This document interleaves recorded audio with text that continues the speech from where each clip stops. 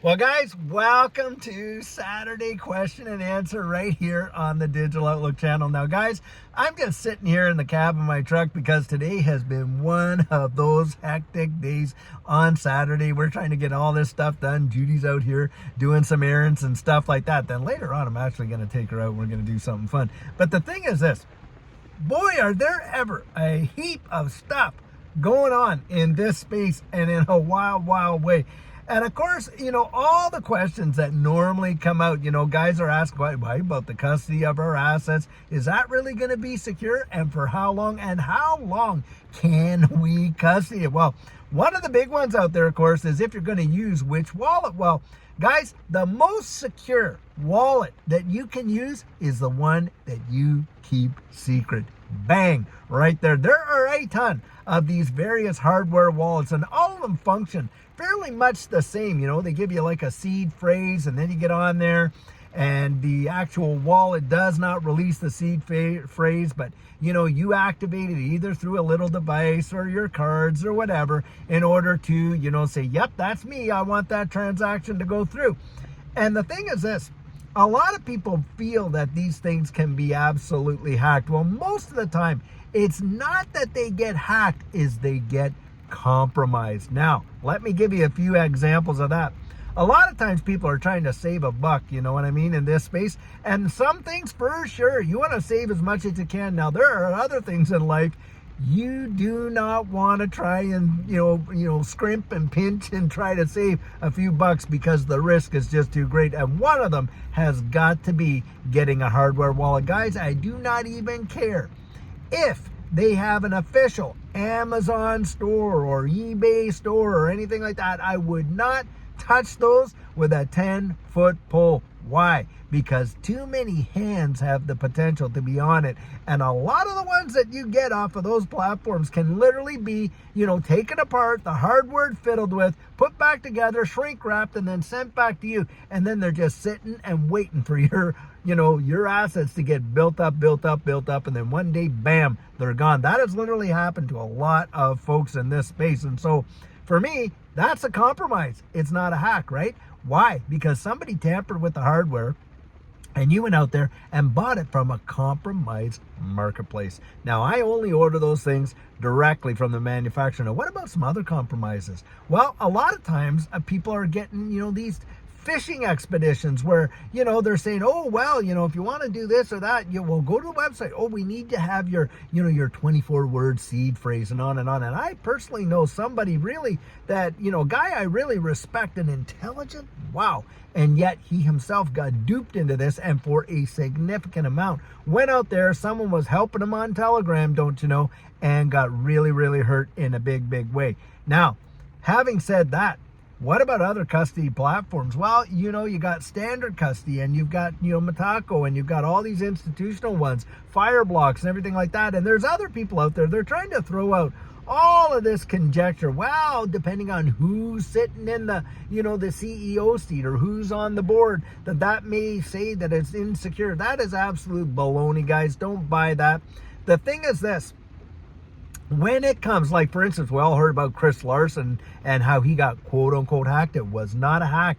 It was a compromise. His passwords got compromised. Somebody that access, and, who knows, maybe it was a prior personal assistant or whatever, but somebody got access to those passwords, and that's how they got in there and were able to do what they did. Now, for Chris Larson, hey, they were able to go out there and get it back, or at least find it and freeze the accounts and all that. Now, that is a big deal in this space, especially as things start heating up. But one of the biggest ones is this. Now, I know a lot of folks, they reach, their milestone goal of accumulation or whatever, and they want to celebrate that. So what they're doing is they're out there talking to people, and they're online, and they're, putting it in the comments, man, I just made my 20,000 XRP goal or whatever.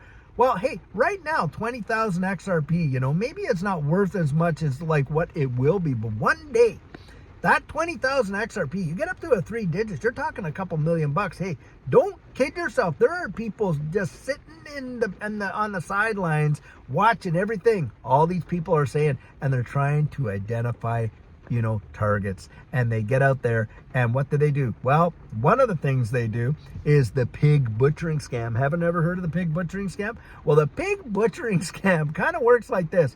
They kind of gain your confidence, and they will take as much time to do it. They, hook up with you through, Discord, Reddit, or all these various social media platforms. They build up, really good reputation. Then they say, oh, wow, look at, I found this really great, platform, blah, blah, blah. And look at the gains I'm making, on and on and on. And, they get you in there and they say, oh, just go to this site and download this app and start investing, and boom, boom, boom, boom, people get in there.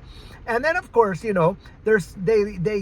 show you these phony baloney returns where you've, taken $10,000 and now it's worth 300 grand or 400 grand, right? And you're thinking, hey, I got $400,000 there.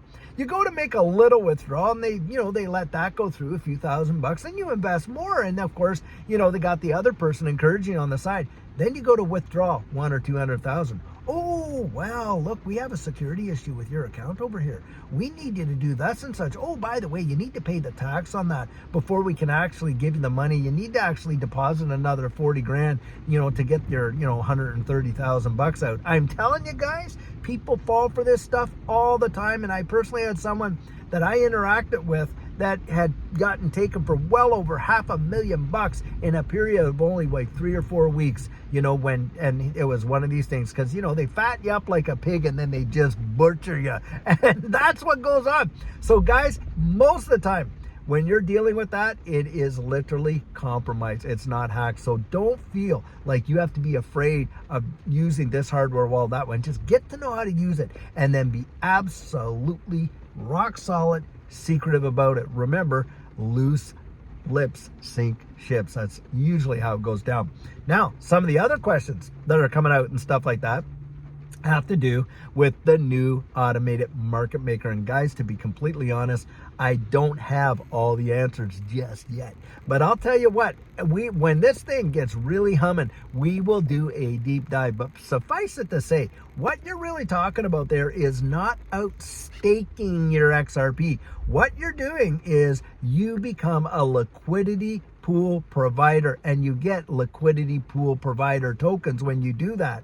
And as a result, the gain that you get, or the reward that you get for doing that, is a portion of the fees in the various liquidity pools, right? Because you are supporting the underlying liquidity. And so you're going to, have voting rights. You're going to share in a portion of those fees that get charged for the exchange rates and all this and that.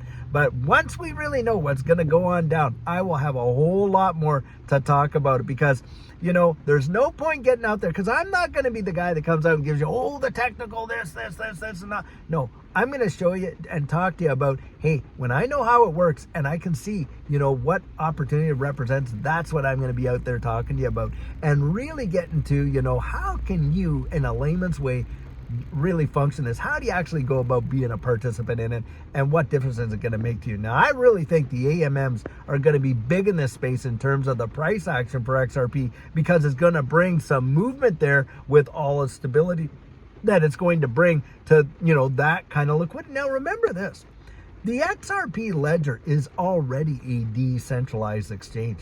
That is just how it's been made. You can literally trade anything for anything on the XRP ledger. That just is how it works.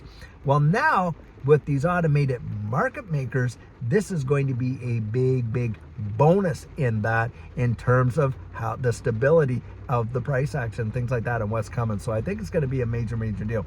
Now, one last thing I want to get out there to kind of wipe the confusion off the board. So I've been hearing people saying, and I actually was watching, Didi from the Bitcoin family, and a guy who hates XRP, and on and on and on. So he's out there saying, oh, wow, they implemented this new, clawback feature. So if you send out your XRP and they don't like it, they can claw it back. Absolute nonsense. Do you know what the clawback feature is for the XRP ledger? Well, that is, if you're a business and you issue an asset yourself, a token yourself, like money service businesses would on the XRP ledger, right? Because of course that is the, way to just transform, the money service businesses and stuff like that. They need to have that, and they need to have it for the fiduciary responsibility of it. Now, what goes down is, let's say, for instance, you get some guy that puts, sends $500,000 and it's supposed to go to this person over here, but no, it mistakenly went to that person. Well, as a money service business, you have to have the ability to pull that back and say, oh, made a mistake, da-da-da-da. Now, there will be mechanisms for that, but it is not XRP. They cannot claw back your XRP no matter what the circumstances are. They can't do it. This is for those that are building upon the XRP ledger, and only if they employ this mechanism in their ecosystem. So guys, do not believe that hogwash. And another thing too, Didi's coming out and he's saying, oh, well, Bitcoin is as decentralized and da-da-da. Are you kidding me? Are you really kidding me? Because the deal is this, Bitcoin for sure started off like that. I absolutely 100% agree. Anybody could mine it, anybody could get it, you could set it, and it had a lot of beautiful features that we love about this whole digital asset space, and it's the granddaddy of them all, I will give you that.